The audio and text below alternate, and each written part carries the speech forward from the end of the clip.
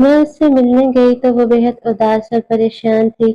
لگتا تھا جیسے ساون کی ساری بھری بدلیوں کا بسیرا اس کی پلکوں پر ہے، جو ذرا سی ٹھیس سے برس جائیں گی۔ کبھی میں نے اس سے کلام نہیں کیا۔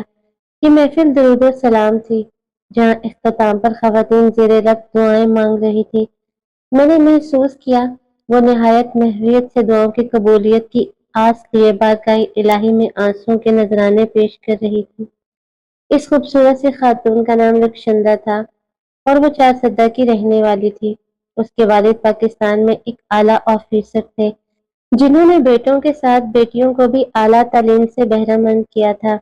رخشندہ اعلیٰ تعلیم کے لیے پشاور یونیورسٹی گئی تو وہاں اس کی ملاقات شامیر سے ہوئی، جو کیمسٹری کا طالب علم ہونے کے ساتھ یونیورسٹی کی سرگرمیوں میں بھی خاصا فعال تھا۔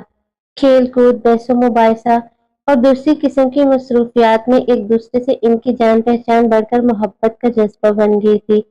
خوششکل ہونے کی وجہ سے شامیر کے اطراف لڑکیوں کا ہجوم رہتا تھا، مگر اس کے دل کے تاروں کو رخشندہ نہیں چھیڑا تھا۔ اسی وجہ سے تعلیم مکمل کر کے جب اس کو ایک ملازمت مل گئی تو اس نے رخشندہ کے گھر شادی کا پیغام بھیجا۔ رخشندہ کے باپ کو اندازہ ہو گیا کہ یہ لڑکا بہت ترقی کرے گا۔ انہوں نے جھٹ یہ رشتہ منظور کر کے بیٹی کو بیاہ دیا۔ وہ بیاہ کے پشاور آ گئی۔ یہ شہر اس کے لیے اجنبی نہ تھا، یہاں اس نے تعلیم مکمل کی تھی۔ شامیر اچھے کھاتے پیتے گھرانے کا لڑکا تھا اور والد کے ایک سیاست دان دوست کی مدد سے اچھی ملازمت حاصل کرنے میں کامیاب ہو گیا تھا۔ دونوں بہت آرام سے زندگی گزار رہے تھے۔ ان کے ننھے بچے گھر میں سب سے بڑی رونق تھے۔ اس زمانے میں آفس کے کام کے سلسلے میں شامیر کو امریکہ بھیجا گیا۔ امریکہ کی بظاہر پراسرار زندگی اس کو بہت پسند آئی۔ یہاں کی زندگی وہ خوبصورت سیراب ہے جو باہر کی دنیا میں رہنے والوں پر بہت پرکشش اثر ڈالتی ہے۔ یہی شامیر کے ساتھ ہوا۔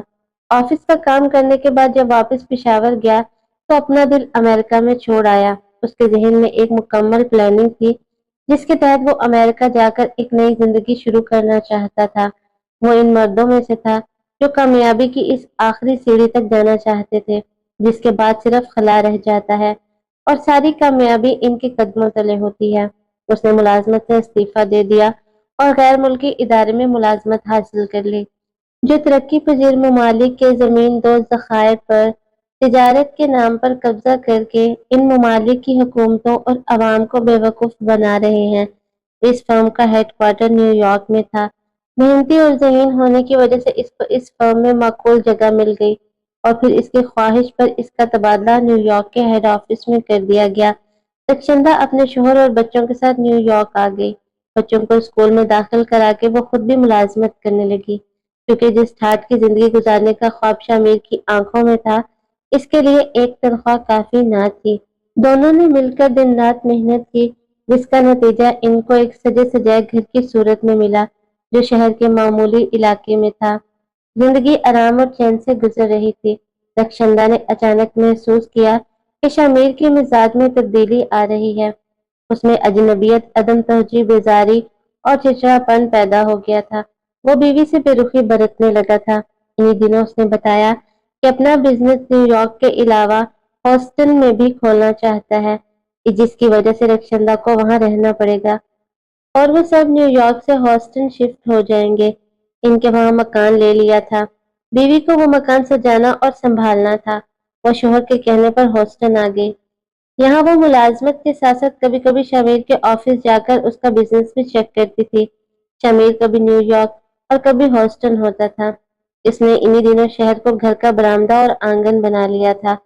صبح ہاسٹن میں تو رات نیو یارک میں ہوتا تھا۔ رخشندہ جب اس کے روز سفر کرنے کی وجہ پوچھتی تو وہ بزنس کا بہانہ کرتا تھا۔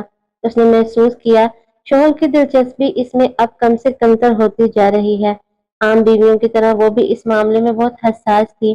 اسے شک ہوا شاید کوئی دوسری عورت اس کے شوہر کی زندگی میں آ گئی ہے۔ اپنے طور پر کافی تحقیق کی مگر نتیجہ خاطر خواہ نہ نکلا۔ یہ بڑے اداس دن تھے۔ یا زشت کی مکڑی نے اس کے خواب گاہ میں چاروں طرف جالا تان رکھا تھا، جس میں شک کے سنپولیے اور غم کی چمگادڑ اس کو اپنے اطراف نظر آتی تھی۔ وہ خواب گاہ میں جو اب تک حجلہ عروسی بنی ہوئی تھی اس کو کھنڈر لگتی تھی۔ جس میں اس کا شریک زندگی ایک اجنبی کی طرح چاندنی راتوں میں اس کے قریب نیند میں مدہوش خراٹے لیا کرتا تھا اور وہ ساری ساری رات چھت تکا کرتی تھی۔ 25 سال ایک دوسرے کے ساتھ خوشباش زندگی گزارنے کے بعد شوہر ہر محفل میں بڑے فخر سے لوگوں کو بتاتا تھا کہ اس کی زندگی کے ساتھی نے ہر قدم پر اس کا ساتھ دیا ہے اور وہ ایک دوسرے کے لیے لازم و ملزوم ہے۔ یہ سب باتیں اب چھنکے سے ٹوٹ کر کرچی کرچی ہو گئی تھی، قصہ پارینہ بن گئی تھی۔ شمیر جب بھی نیو یارک سے آتا ہمیشہ گھر یا آفس میں رخشندہ کے ساتھ جاتا اور واپس گھر آتا، گھر میں خرچے کے لیے برابر پیسے دیتا، اس کو تحائف اور بچوں کو کھلونے لا کر دیتا، مگر اجنبیت کی دیوار ان دونوں کے درمیان اونچی ہوتی جا رہی تھی اور رخشندہ کو یہ ڈر تھا کہ کہیں یہ دیوار اس کے لیے ناقابل عبور دیوار نہ ثابت ہو۔ اس کے پریشان رہنے کی وجہ سے سب نے یہی مشورہ دیا کہ وہ اپنے شوہر سے بات کرے۔ رخشندہ نے شمیر سے بات کی۔ اس نے حیرانی سے اس کی طرف دیکھ کر کہا کہ اس سے زندگی میں پہلی اور آخری عورت وہی ہے۔ وہ بیکار شک کر کے اپنی اور اس کی ازواجی زندگی کو داؤ پر نہ لگائے، کیونکہ اس قسم کی حرکتوں سے سب سے زیادہ نقصان بچوں کا ہوتا ہے۔ کاروباری مصروفیات اتنی زیادہ ہیں کہ بری طرح تھک جاتا ہے، اسی لیے زیادہ توجہ بیوی پر نہیں دے پاتا۔ یہ ایک عام بہانہ تھا جو ساری دنیا کے مرد اپنی بیویوں سے کرتے ہیں۔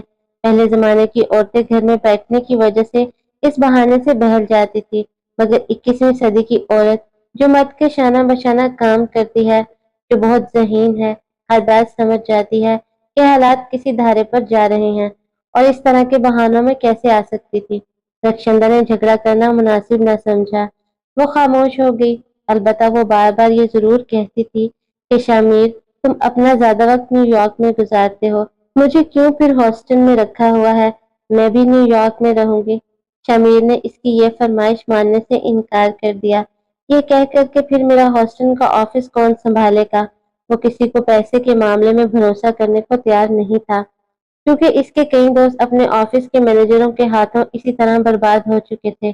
رخشندہ ایک سلجھی ہوئی عورت تھی، گھر کی دیکھ بھال، بچوں کا خیال، مہمانوں کی آؤ بھگت اور آفس کی ذمہ داریاں، یہ سارے بوجھ اس نے اپنے کندھوں پر اٹھا رکھے تھے، مگر شوہر کی سرد مہری نے اس کی آنکھوں کے گرد سیاہ حلقے ڈال دیتے تھے جو اس کے گورے مکھڑے پر بہت نمایاں نظر آتے تھے۔ مسلمان عورت میں برداشت کی بے پناہ قوت ہوتی ہے، مگر اسے بھی شوہر کی توجہ درکار ہوتی ہے جس کے سہارے وہ زمانے سے لڑ جاتی ہے، کیونکہ ایک پاک باز عورت کے لیے شوہر ہی اس کی زندگی کا پہلا اور آخری مرد ہوتا ہے۔ مگر یہاں رخشندہ اپنی ہر ذمہ داری کو پورا کرنے کے ساتھ اس کندھے کی آرزو میں سسک رہی تھی جس پر سر رکھ کر اس کی ساری تھکن دور ہو جاتی تھی۔ وہ ان پانیوں کی متمنی تھی جن کے دائرے میں خود کو محفوظ سمجھتی تھی، مگر جب بھی اس نے شمیر کے قریب آنے کی کوشش کی، وہ کرنٹ لگے جھٹکے کے ساتھ دور چلا گیا۔ وہ کون ہے جس نے میری زندگی کے سرسبز باغ کو خزاں رسیدہ کر دیا تھا؟ خدا کے لیے میری مدد کرو۔ وہ بھی روتے روتے مجھ کو جھنجھوڑ ڈالتی۔ بھلا ان سوالوں کا میرے پاس کیا جواب تھا؟ میں تو کیا، اس کی کسی سہیلی کو بھی رخشندہ کی پریشانی کا سرا نہیں مل رہا تھا۔ ہمارے دفتری گروپ کو، جس میں سبھی امریکن تھے، ایک کام کے سلسلے میں نیو یارک جانا پڑا۔ کام کاج کے بعد ایک دن تفریح کا پروگرام بنا، لوگ اپنی اپنی پسندیدہ جگہوں کی سیر کے لیے، جبکہ میں تھیٹر دیکھنے چلی گئی۔ ہال میں ملجی سی روشنی تھی، گرم قالین پر آرام دہ چھوٹے چھوٹے صوفے رکھے تھے، لوگ بڑی خاموشی سے آ کر بیٹھ رہے تھے۔ آج ایک ٹیبلو پیش کیا جا رہا تھا جس کا مرکزی خیال پھول اور بھنورا تھا۔ ہلکی روشنی میں ننھی منھی خوبصورت لڑکیاں پھولوں کا روپ دھارے اسٹیج پر آ کر کھڑی ہو گئی۔ ہال میں اور اسٹیج پر خاموشی چھائی رہی، پھر ایک دھماکے کی موسیقی کے ساتھ تیز روشنی کی لہر آئی اور سیاہ رنگ کے مختصر سے لباس میں سیاہ پر لگائے 17-18 سال کا ایک لڑکا بھنورا بن کر آ گیا۔ وہ جب لچک لچک کر ناچتا تو بھن بھن کی آواز موسیقی سے ابھرتی جو سما باندھ رہی تھی۔ اس لڑکے کے جسم میں غضب کی چمک تھی اور یہ امریکن انڈین لڑکا تھا۔ اس کی رنگت سانولی اور بال سیاہ چمکیلے تھے جو کمر تک لہراتے تھے۔ اس کے پھدک پھدک کر چلنے سے یہ بال دل فریب نظارہ پیش کر رہے تھے۔ پیروں میں پڑے گھنگروں کے عجب انداز سے بجاتا تھا۔ وہ جس پھول کو جا کر سونگتا وہ پھول پٹ سے گر جاتا۔ حال لوگوں سے بھرا ہوا تھا اور مکمل اندھیرا تھا۔ सब लोग आंखें फाड़े उस सांवले सलोने खोबरू नौउमर भंवरे की कमाल अदाकारी के शहर में खोए हुए थे, जैसे इन पर तन्वीमी कैफियत तारी हो। फिर सारा हाल रोशनियों में नहा गया। फूल बनकर गिरी हुई सभी परियां भंवरे के इर्द गिर्द खड़ी होकर झुक गई और आहिस्ता आहिस्ता स्टेज से उतर गई। लोगों ने खड़े होकर खूब तालियां बजा बजा कर भंवरे को शाबाश दी।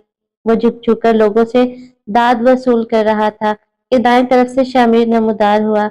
उसने जिस अंदाज में इस अमेरिकन इंडियन अदाकार की कमर में हाथ डालकर कहा, तुम ही मेरे सब कुछ हो, इसके अंदाज से मुझे इसके और इस अदाकार लड़के के दरमियान कायम दोस्ती का बखूबी अदराक हो गया।